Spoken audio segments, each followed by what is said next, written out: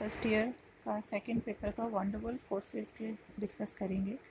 हमें पता है प्रत्येक परमाणु में नाभिक होता है जो पॉजिटिवली चार्ज होता है और वो अपनी चारों तरफ इलेक्ट्रॉन से घिरा हुआ रहता है जो नेगेटिव चार्ज होता है। ये न्यूक्लियस अपनी तरफ इलेक्ट्रॉन्स को अट्रैक्ट करता है।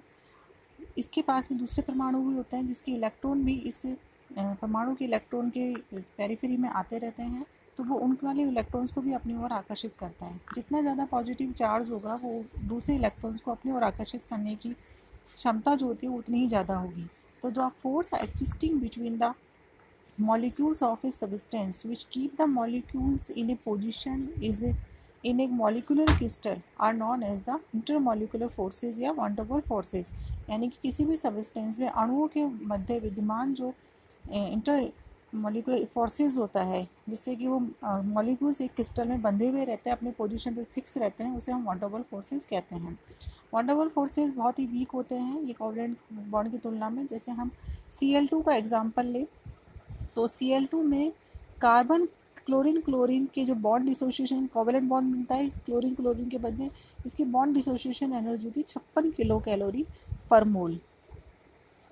पर Cl2 मॉलिक्यूल के मध्य में जो van der Waals फोर्सेस मिलता है उसकी बॉन्ड एनर्जी होती है लगभग 5 किलो कैलोरी पर मोल। यानी कि देखो आप van der Waals फोर्स कितना वीक होता है कोवेलेंट बॉन्ड की कंपैरिजन में।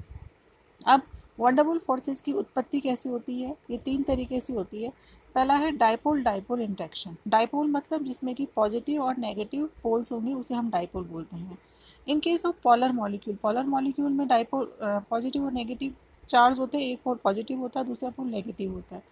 तो in the case of polar molecules with have permanent dipoles the van der Waals forces are mainly due to the electrical interaction between the dipoles are known as dipole interaction. मतलब जिसमें कि permanent positive dipole होगा, permanent positive और negative charge होगा, तो एक dipole का positive हिस्सा दूसरे डाइपोल के नेगेटिव पोल से इंट्रैक्ट करेगा, इंट्रैक्शन बनेगा।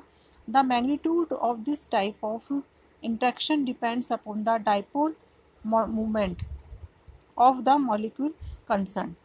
मतलब ये देखो आप दोनों ही डाइपोल है, दोनों में परमानेंट डाइपोल मूवमेंट है, तो एक का पॉजिटिव अपोजिटली चार्ज पोल को इंटरेक्ट करेगा और उनके बीच में जो इंटरेक्शन होगा उसे हम बोलेंगे dipole interaction van der Waals forces. ये van der Waals फोर्स जो होगा वो डाइपोल मूवमेंट के पे डिपेंड करेगा, किसके? उन दोनों मॉलिक्यूल के डाइपोल मूवमेंट। अगर इन दोनों का मॉलिक्यूल का डाइपोल मूवमेंट ज़्यादा है तो डाइपोल इंटरेक्शन भी ज़्यादा होगा। दूसरा है आयन डाइपोल इंट्रैक्शन। मतलब if an ionic solid is to dissolve, some energy is needed to overcome the forces of interionic attraction.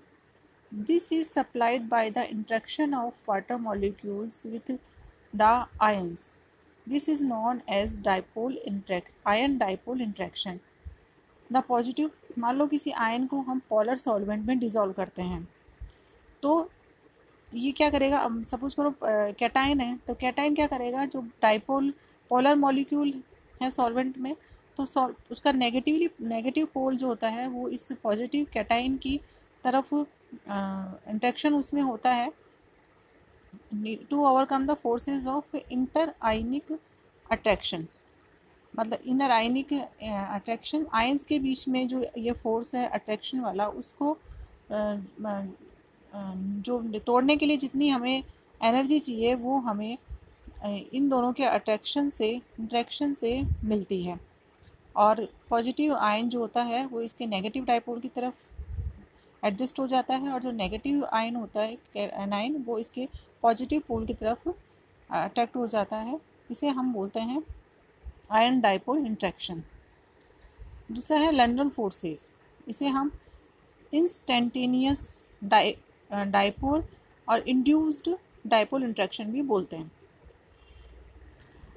Give explanation for the existence of forces of attraction between non polar molecules. ये हमें किसके बारे में explanation देता है? जो non polar molecules. अभी तक हमने पढ़ा है कि जिसमें कि डाइपोल मूवमेंट पहले से ही मौजूद था। आयंस में भी पोल्स मौजूद होते हैं। आयन में या तो नेगेटिव आयन होगा या पॉजिटिव आयन होगा।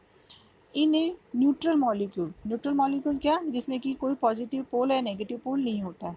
एट ए गिवन इंस्टेंट पॉजिटिव चार्ज में बी कंसनट्रेटेड, क्या होता है कि मान लो ये ओरिजिनल मॉलिक्यूल और न्यूट्रल मॉलिक्यूल है, तो at any moment at any instant ये क्या होता है, पॉजिटिव चार्ज एक तरफ कंसनट्रेट हो जाता है और नेगेटिव चार्ज एक तरफ कंसनट्रेट हो जाता है, जिससे कि इसमें क्या होता है, टेम्पररी या उस क्षण के लिए इसमें डाइपोल मूवमेंट क्रिएट हो जाता है, जिससे कि इसमें दो पोल बन जाते हैं, एक तरफ पॉजिटिव और एक तरफ नेगेटिव। मतलब जहाँ पॉजिटिव चार्ज ज़्यादा इकट्ठा हो जाएगा वो पॉजिटिव पोल की तरह बिहेव करेगा, और जहाँ नेगेटिव चार्ज इकट्ठा हो जाएगा वो नेगेटिव पोल की तरह बिहेव करेगा।